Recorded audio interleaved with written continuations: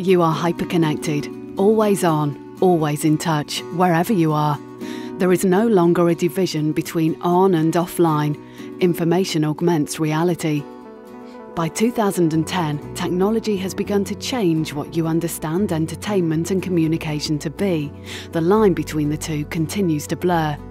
Content is digital and ubiquitous. Broadband is standard and increasingly mobile. Bandwidth is offered free as an incentive. You think of it as a utility like power. Your mobile is hyperlocal, GPS enabled. You never get lost. Your location is part of your profile, allowing you to use it to communicate, create or play. Hyperconnectivity allows you to communicate more, to experience more. Entertainment that leverages these freedoms comes to the fore, weaving transmedia narratives that flow across channels for you to experience and contribute to, individually and together. The Google G Drive allows you to back up all your content to the cloud and access it anywhere. Google TV streams broadcast content to any screen, in your home and beyond. You broadcast a continuous stream to your networks, supplementing your one-to-one interactions, managed through your distributed digital identity, which tailors your feeds to different groups. Your networks spring up around different social objects, pictures, films, links, experiences. Culture is increasingly fragmenting along these axes as global influences trigger the formation of ever more niche interest groups. Content constantly cries out for your attention.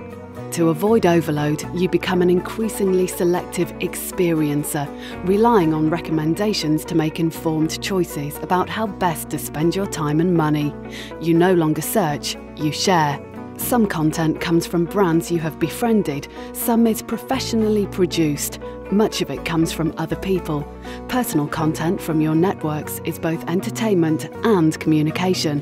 You use content to communicate, creating or personalizing it and propagating it, creating yourself in the process. Your desire to exercise control drives a greater expansion of games and gaming behaviors.